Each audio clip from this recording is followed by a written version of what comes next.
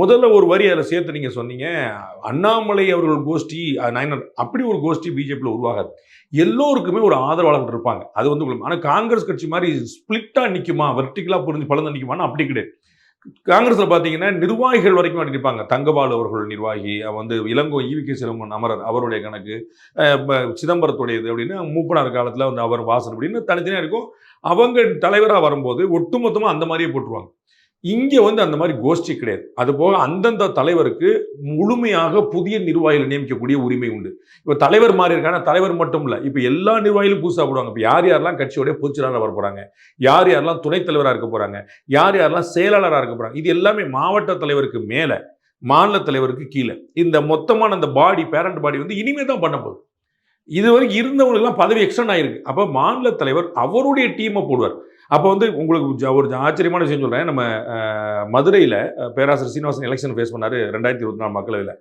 அவர் வைத்திருந்த நிர்வாகிகள் எல்லாமே அதற்கு முன்னாடி எதிர போய் கேண்டிடேட்டாக இருக்கக்கூடிய டாக்டர் சரவணனுடைய ஆட்கள். டாக்டர் சரவணன் இருந்தபோது அவர் போட்டார்கள். ஸோ வந்து அவங்களுடைய கணக்கில் ஓட்டு அந்த மாதிரி தான் ஒவ்வொருத்தரும் புதுசாக வரும்போது they can have their own team. அப்போ திரு நயினார் வந்து இன்னும் தன்னுடைய டீமை போடலை. அது வந்து போடலை. இப்போ தான் அவருக்கான பிஏக்களே போட்டிருக்காரு. 2 பிஏவே இப்போ தான் போட்டிருக்காரு. ஸோ அவரு நம்ம எல்லாம் தெரியும். அவரே சொன்னார், நம்ம வந்து புதுசாக கண்டுபிடிக்க வேண்டியதில்லை, நான் ஒரு நிதானமான அப்ரோச்.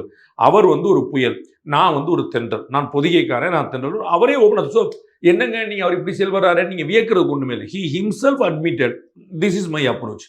அப்போ அதில் வந்து அவங்க 2 பேருக்கு பிளவு. இவர் ஏதாவது ஒரு குடைச்சல் கொடுக்குறார் வைக்கிறாருன்னா தான் நீங்கள் பிளவுன்னு பார்க்கணும்.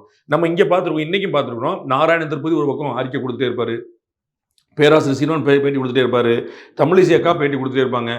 எல்லாருமே ஆக்டிவாக இருந்துகிட்டே தான் இருக்கிறாங்க. யார் இங்கே வானதி அக்கா டெய்லி பேட்டி கொடுத்துருக்காங்க, தொகுதி தொடர்பாக மற்ற விஷயங்கள் தொடர்பாக. யார் இங்கே ஆக்டிவாக இல்லை? அதே போல் திரு அண்ணாமலையும் ஆக்டிவாக இருக்குது. அப்படி எல்லா தலைவரும் ஆக்டிவாக இருந்தால் தானே கட்சி நல்லாயிருக்கும். ஒரே ஒரு தலைவர் இயங்கணும், மற்ற தலைவர்கள்லாம் பேசாமல் இருக்கணும்னா கட்சி இயங்காது.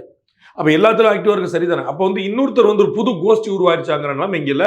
அவரவருக்கான நிர்வாகிகள் அவரவர் நியமிப்பார்கள். திரு நயினார் நாயனோட செயல்பாடை நம்ம வி ஹேவ் டு வாட்ச். இனிமே தான் பார்க்கணும். அவர் வந்து இன்னும் அவரோட டீமே இன்னும் போடலை. இவர் கேப்டன் அப்படின்னு அறிவிக்கப்பட்டிருக்கு. He is not formed his own team. அதுக்கப்புறம் நமக்கு இன்னும் பெட்டராக தெரியும்.